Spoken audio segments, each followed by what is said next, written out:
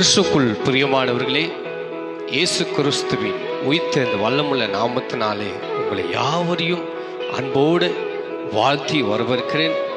இந்த நாளிலே இந்த யூடியூப் மூலமாக உங்களை யாவரும் மீண்டும் சந்திப்பதிலே நாங்கள் மகிழ்ச்சி அடைகிறோம்.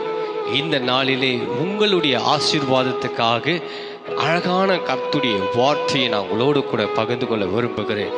இந்த செய்தி கேட்பதற்கு முன்பதாக என்னுடைய இந்த YouTube channel Jesus revival fire ministry, இந்த சேனலை நீங்கள் எல்லாரும் அறிமுகப்படுத்துங்க, ஃபாலோ பண்ணுங்க, ஷேர் பண்ணுங்க, லைக் பண்ணுங்க, சப்ஸ்கிரைப் பண்ணுங்க. ஆண்டவர் நிச்சயமாய் உங்களை ஆசீர்வதிப்பாராக.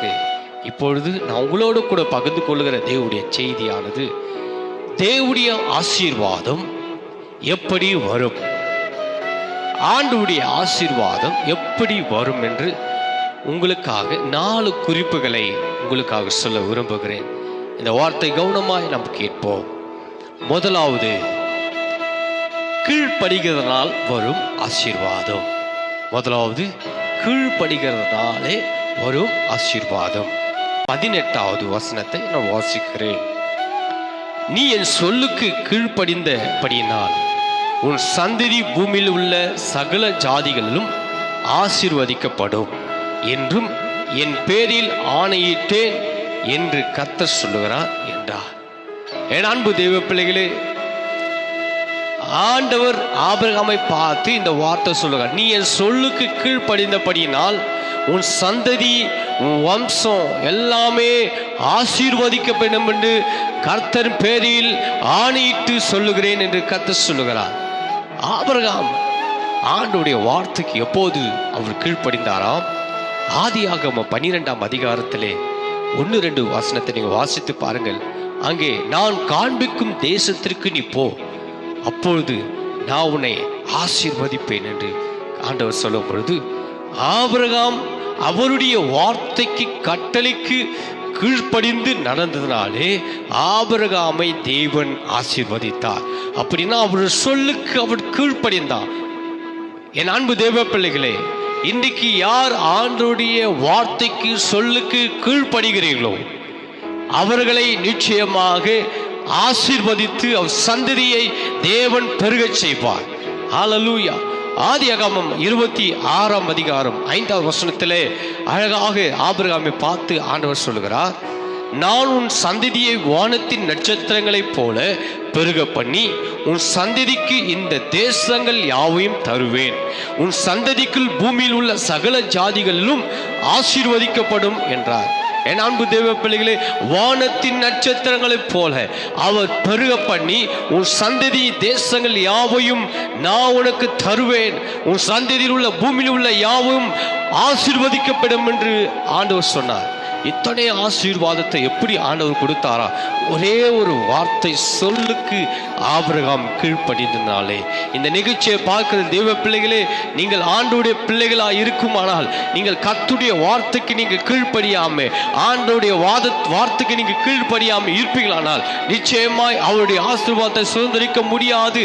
யார் தேவனுடைய சமூகத்திலே அவருடைய வார்த்தைக்கு கீழ்ப்படிந்து நடக்கிறார்களோ, அவருடைய சொல்லுக்கு கீழ்ப்படுகிறார்களோ, அவர்கள் தான் இந்த பூமியிலே தேவன் ஆசீர்வதிப்பார், சந்ததிகள் ஆசீர்வதிக்கப்படும். ஆண்டவருடைய வார்த்தைக்கு கீழ்ப்படியாம, சொல்லுக்கு கீழ்ப்படியாம இருப்போமானால் நிச்சயமாய் அவருடைய வார்த்தை நம் ஆசீர்வாதம் பெற்றுக்கொள்ள முடியாது. இதை கேட்கிற தெய்வ பிள்ளைகளே, ஒருவேளை நீங்கள் கீழ்ப்படியாதவர்கள் இருக்கும் பொழுது நீங்க ஆண்டவருடைய வார்த்தைக்கு கீழ்ப்படிங்க. ஆண்டவருடைய வார்த்தைக்கு கீழ்ப்படியும் பொழுது ஆபிரகாமை எப்படி தேவன் ஆசீர்வதித்தாரோ, அவர் சந்ததி எப்படி பெருக செய்தாரோ, அதே போல உன்னையும் சந்ததியும் ஆண்டவர் நிச்சயமாய் பெருகச் செய்வார். ஹல்லேலூயா. 2வது காரியத்தை நம்ம பார்க்க போகிறோம். 2வது ஆசீர்வாதத்தை நாம் பார்க்க போகிறோம். ஹல்லேலூயா. Thank you Jesus. Amen. Thank you Holy Spirit. 2வது, இறங்கி கரம் கொடுக்கிறவனால் அவன் ஆசீர்வதிக்கப்படுவான். அப்ப 2வது இன்னைக்கு ஆண்டவர் உங்களை பார்த்து சொல்லுகிறார். 2வது என்னன்னா, இறங்கி கடன் கொடுக்கிறவன் அவன் ஆசீர்வதிக்கப்படுவான். யார் ஆண்டவருடைய பாதத்தில் கடன் கொடுக்கிறார்களோ அவர்கள் ஆசீர்வதிக்கப்படுவார்கள் என்று வேதத்திலே ஆண்டவருடைய வார்த்தை சொல்லுகிறது. இப்போது இரண்டாவதாக அந்த வார்த்தை நாம் கவனித்துப்போம். Thank you, Jesus. இரண்டாவதாக சங்கீத புஸ்தகம் 37 சங்கீதம் 26, 27 வசனத்தை நான் வாசிக்கிறேன். அவன் நித்தமும் இறங்கி கடன் கொடுக்கிறான், அவன் சந்ததி ஆசீர்வதிக்கப்படும். என் அன்பு தெய்வ பிள்ளைகளே, யார் நித்தமும் இறங்கி கடன் கொடுக்கிறானோ, அப்படின்னா மனசு வேணும். மனசு இருந்தா தான் அது செய்யும். ஹல்லேலூயா. அவன் நித்தமும் இறங்கி கடன் கொடுக்கிறான், அவன் சந்ததி ஆசீர்வதிக்கப்படும்.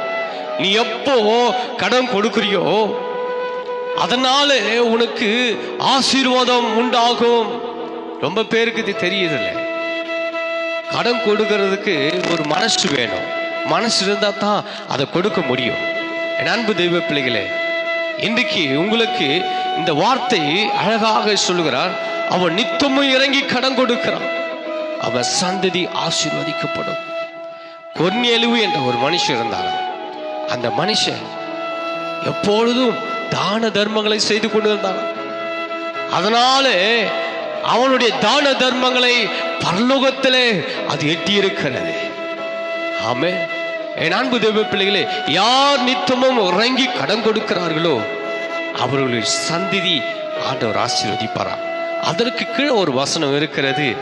27வது வசனத்துல, தீமை விட்டு விலகி நன்மை செய், என்றென்றும் நிலைத்திருப்பாய். நீ தீமை விட்டு விலகி நன்மை செய், ஹல்லேலூயா, என்றென்றைக்கும் நிலைத்திருப்பாய். யார் ஆண்டவருக்கு நன்மை செய்கிறார்களோ அவர்கள் என்றென்றைக்கும் நிலைத்திருப்பார்கள். தீமை செய்கிறவனுக்கு வாழ்க்கையில ஒரு ஆசீர்வாதம் வராது, தீமை தான் வந்து சேரும். ஆனா நன்மை செய்கிறவனுக்கோ என்றென்றைக்கும் நிலைத்திருப்பான். ஒரு அலையில சொல்லுவோம், ஹல்லேலூயா. சங்கீதம் 112, 2:9 வசனம் சொல்லுகிறது, அவன் சந்ததி பூமியிலே பலத்திருக்கும், செமையானவருடைய வம்சம் ஆசீர்வதிக்கப்படும். ஹல்லேலூயா. வாரி இறைத்தாள் ஏழைகளுக்கு கொடுத்தா அவனுடைய நீதி என்றென்றைக்கு நிற்கும், அவன் கொம்பு மகிமையா உயர்த்தப்படும். என் அன்பு தேவ பிள்ளைகளே, யார் ஆண்டவருக்கு இறங்கி கொடுக்கிறார்களோ, வாரி இறைக்கிறார்களோ ஏழைகளுக்கு, அவனுடைய கொம்பு என்றென்றைக்கும் நிலைக்கும், அவன் ஆசீர்வதிக்கப்படுவான் என்று ஆண்டவர் சொல்லுகிறார். ஹல்லேலூயா. நீதிமொழிகள் 11:26 வாசித்து பாருங்கள். தானியத்தை கட்டி வைக்கிறவன் ஜனங்கள் சபிப்பார்கள், விற்கனுடைய தலையின் மேல் ஆசீர்வாதம் தங்கும். யார் தானியத்தை வச்சு அதை காத்து ஹல்லேலூயா உதவி செய்யாம வைக்கிறார்களோ ஜனங்கள் சபிப்பார்களாம். ஆமென். ஆனா விற்கிறவனுடைய தானிய தலையின் மேல ஆசீர்வாதம் தங்கும். இதை பார்க்கிற தேவ பிள்ளைகளே, நீங்க இறங்கி கடன் கொடுங்க, உங்க சந்ததி ஆசீர்வாதம் நிச்சயமா உண்டாகும். ஹல்லேலூயா. நீதிமொழிகள் 10:22 சொல்லுகிறது, கர்த்தரின் ஆசீர்வாதமே ஐஸ்வர்யத்தை தரும், அதோடு அவர் வேதனையை கூட்டார். ஆண்டவர் ஒரு நாள் வேதனையை கொடுக்க மாட்டார், ஐஸ்வர்யத்தை தான் தருவார். எப்ப தெரியுமா? நீ ஏழைக்கு கொடுக்கும் பொழுது, இறங்கி கடன் கொடுக்கும் பொழுது ஆண்டவர் உன்னை ஐஸ்வர்யத்தினாலே உன்னை ஆசீர்வதிப்பார். ஒரு ஆமீன் சொல்லுங்களேன். ஹல்லேலூயா. ஆமீன். மத்தேயு 5:7 இயேசு சொல்லுகிறார், இரக்கமுள்ளவர்கள் பாக்கியவான்கள், அவர்கள் இரக்கம் பெறுவார்கள். யார் இறங்கி கொடுக்கிறார்களோ அவர்கள் பாக்கியவான்கள், அவர்களுடைய இரக்கம் பெறுவார்கள் என்று ஆண்டவர் சொல்லுகிறார். என் அன்பு தேவ பிள்ளைகளே, இறங்கி கடன் கொடுக்கிறதுனால் அவன் ஆசீர்வதிக்கப்படுவான் என்று ஆண்டவர் சொல்லுகிறார். மூன்றாவது காரியத்தை நாம் பார்க்க போகிறோம். Thank you, Jesus.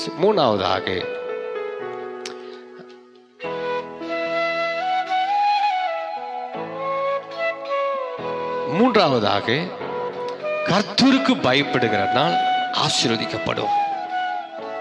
மூணாவதாக யார் ஆண்டவருக்கு பயப்படுகிறார்களோ அவர்கள் ஆசீர்வதிக்கப்படுவார்களாம். சங்கீதம் 128 சங்கீதம் 4வது வசனத்தை நான் வாசிக்கிறேன். இதோ கர்த்தருக்கு பயப்படுகிற மனுஷன் விதமாய் ஆசீர்வதிக்கப்படுவார். என் அன்பு தேவ பிள்ளைகளே, மூன்றாவது ஆசீர்வாதம் என்ன என்றால் கர்த்தருக்கு பயப்படுகிறவன். சும்மா ஆசீர்வாதம் எல்லாம் நமக்கு வராது. ஆண்டவருக்கு பயப்படுகிறனாலே அவன் இவ்விதமாய் ஆசீர்வதிக்கப்படுவான் என்று ஆண்டவர் சொல்லுகிறார். ஹல்லேலூயா. எப்படி அந்த ஆசீர்வாதம் உண்டாகிறதாம்? நீதிமொழிகள் 22:9 சொல்லுகிறது, கருணை கண்ணன் ஆசீர்வதிக்கப்படுவான், அவன் தன் ஆகாரத்தினால் தரித்திரனுக்கு கொடுக்கிறான். யார் கருணை கண்ணன் தெரியுமா? யார் ஏழைகளுக்கு கொடுக்கிறானோ, ஹல்லேலூயா, அவன் கருணை கண்ணன். ஆமென். தன் ஆகாரத்துல தரித்திரனுக்கு கொடுக்கிறான் பாருங்க, அவன் தான் கருணை கண்ணன். ஆமென். என் அன்பு தேவ பிள்ளைகளே, இறங்கி நீங்கள் கர்த்தருக்கு கொடுக்கும் பொழுது, ஆண்டவருக்கு பயந்து செய்யும் பொழுது நீங்கள் ஆசீர்வதிக்கப்படுவீர்கள். மல்கியா 4:2 சொல்லுகிறது, ஆனாலும் என் நாமத்திற்கு பயந்திருக்கிற உங்கள் மேல் நீதியின் சூரியன் உதிக்கும், அதன் செட்டைகளின் கீழே ஆரோக்கியம் இருக்கும், நீங்கள் வெளியே புறப்பட்டு போய் கொழுத்த கன்றுகளாய் வளருவீர்கள். எப்படி ஆண்டவருக்கு நீங்கள் பயந்து நடந்து அவருக்கு சந்நிதியிலே நீங்கள் ஏழைக்கு கொடுக்கிறீர்களோ, அவர்கள் எப்படி இருப்பார்களா? என் நாமத்திற்கு பயந்திருக்கிற உங்கள் மேல் நீதியின் சூரியன் உதிக்கும், நீங்கள் வெளியே புறப்பட்டு போய் கொழுத்த கன்றுகளாய் நீங்கள் வளர்வீர்கள்.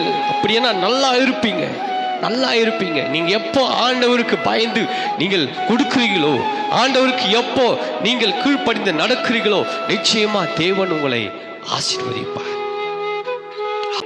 நான்காவதாக ஆசீர்வாதம், என் சத்தத்திற்கு செவி கொடுக்கிறவன் ஆசீர்வதிக்கப்படுவான். ஆண்டவர் சொல்லுகிற நான்காவது காரியம், என் சத்தத்திற்கு யார் செவி கொடுக்கிறானோ அவன் ஆசீர்வதிக்கப்படுவான். உபாகமம் 28:1-8 நான் வாசிக்கிறேன். இன்று நான் உனக்கு விதிக்கிற உன் தேவனாகிய கர்த்தருடைய கட்டளைகளின்படி எல்லாம் செய்ய நீ கவனமாய் இருக்கும்படிக்கு அவர் சத்தத்திற்கு உண்மையாய் செவி கொடுப்பியானால் உன் தேவனாகிய கர்த்தர் பூமியில் உள்ள சகல ஜாதிகள் மேலும் உன்னை மேன்மையாக வைப்பார். ஆமென். ஆண்டவருடைய சத்தத்திற்கு யார் கீழ்ப்படுகிறார்களோ, அவருடைய சத்தத்திற்கு யார் செவி கொடுக்கிறார்களோ, ஆண்டவர் சொல்லுகிறார், அவர்களை பூமியில் உள்ள சகல ஜாதிகள் மேலும் நான் மேன்மையாக வைப்பேன். ஆமென். ஆண்டவருடைய சத்தத்திற்கு நாம் கவனமா இருக்கும்படிக்கு, அவர் சத்தத்திற்கு நீ செவி கொடுக்கும் பொழுது, அவருடைய வார்த்தைக்கு நீ கவனமாய் கேட்கும் பொழுது, ஆண்டவர் சொல்லுகிறார் 8 கர்த்தர் உன் களஞ்சியங்களிலும் நீ கையிடும் எல்லா வேலைகளிலும் உனக்கு ஆசீர்வாதம் கட்டளையிடுவார். உன் தேவனாகிய கர்த்தர் உனக்கு கொடுக்கும் தேசத்திலே உன்னை ஆசீர்வதிப்பார். ஒரு அழியில சொல்லுவோம். இந்த நான்காவது வார்த்தை, யார் கர்த்தருடைய சத்தத்திற்கு உண்மையாய் செவி கொடுக்கிறார்களோ, அவருடைய சத்தத்திற்கு யார் கவனமாய் கேட்கிறார்களோ, அவருடைய சமூகத்தில் யார் காத்திருக்கிறார்களோ, ஆண்டவர் சொல்லுகிற நான்காவது ஆசீர்வாதம், அவருடைய களஞ்சியங்கள், அவருடைய கை செய்கிற வேலைகளை எல்லாவற்றையும் தேவன் கொடுத்த தேசத்திலே அவர்களை ஆசீர்வதிப்பேன் என்று கர்த்தர் சொல்லுகிறார். அவர்களை ஆசீர்வதிப்பார். கையிட்டு செய்கிற வேலைகளையும் ஆண்டவர் உன் தேசத்திலே உன்னை ஆசீர்வதிப்பார். எப்போ தெரியும்? அவர் சத்தத்திற்கு நீங்கள் செவி கொடுக்கும் பொழுது அந்த ஆசீர்வாதம் உங்க மேல வரும். எனக்கு பிரியமான தேவ பிள்ளைகளே, இந்த 4 காரியங்களையும் நீங்கள் கவனமாய் கேட்கும் போது, செய்யும் பொழுது, ஆண்டவர் நிச்சயமாய் இந்த பூமியிலே உங்கள் தலைகளை உயர்த்தி தேவன் ஆசீர்வதித்து உங்களை நடத்துவார். இந்த செய்தி உங்க வாழ்க்கையில் நிச்சயமா ஒரு மாற்றத்தை கொண்டு வரும். நீங்கள் இதைப்படி செய்து பாருங்க, உங்க வாழ்க்கையில தேவன் நிச்சயமாய் உயர்த்துவார். ஆண்டவர் அப்படித்தான் என்னையும் இந்த பூமியிலே அவர் உயர்த்தி வைத்தார். அவருடைய ஆசீர்வாதம் சாதாரணது கிடையாது. இப்படிப்பட்ட அவருடைய வார்த்தைகளை நீங்கள் செய்யும் பொழுது உங்களை தேடி வரும் அந்த ஆசீர்வாதம் உங்களுக்காக நான் ஜெபிக்க விரும்புகிறேன். கண்களை மூடி ஆண்டவர் நோக்கி பார்ப்போம். எங்கள் அதிகமாக நேசிக்கிற என் அன்பின் பரலோக பிதாவே, இந்த ஆசீர்வதிக்கப்பட்ட நேரத்திற்காக ஸ்தோத்திரம். இந்த 4 காரியங்களை உங்களுடைய பிள்ளைகளுக்கு போதிக்க கர்த்தர் செய்த கிருபைக்காக ஸ்தோத்திரம். யார் இந்த சத்தத்தை கேட்கிறார்களோ, யார் இந்த செய்தியை பார்க்கிறார்களோ, ஆண்டவரே இந்த வார்த்தையின்படி யார் செய்கிறார்களோ ஆண்டவரே, இந்த நாளில் ஒவ்வொருவரையும் இந்த வார்த்தையின்படி அவர்களை ஆசீர்வதிக்கிறேன். அவர்களை பெருகச் செய்கிறார்கள். ஆபிரகாமை ஆசீர்வதித்த தேவன் இந்த நாளில் இந்த செய்தி மூலமாய் ஒவ்வொரு மக்களும் ஆசீர்வதிக்கப்படட்டும். கர்த்தருடைய ஆசீர்வாதம் ஐஸ்வர்யத்தை தரும். அதோடு அவர் வேதனை கூட்டார் என்று சொன்னது போல ஆசீர்வாதம் ஒவ்வொரு மேல நான் வைக்கிறேன். யார் இந்த சத்தத்தை கேட்கிறார்கள், சத்தத்தை கேட்கிற பிள்ளைகள் மேல ஒரு ஆசீர்வாதம் உண்டாகட்டும் ஜெபிக்கிறேன். இயேசு கிறிஸ்து உயிர்த்த இந்த வல்லமுள்ள நாமத்தினால் ஜெபித்து ஆசீர்வதிக்கிறேன் பிதாவே. ஆமேன், ஆமேன், ஆமேன். God bless you. கர்த்தர் உங்களை ஆசீர்வதிப்பாராக. ஆமேன்.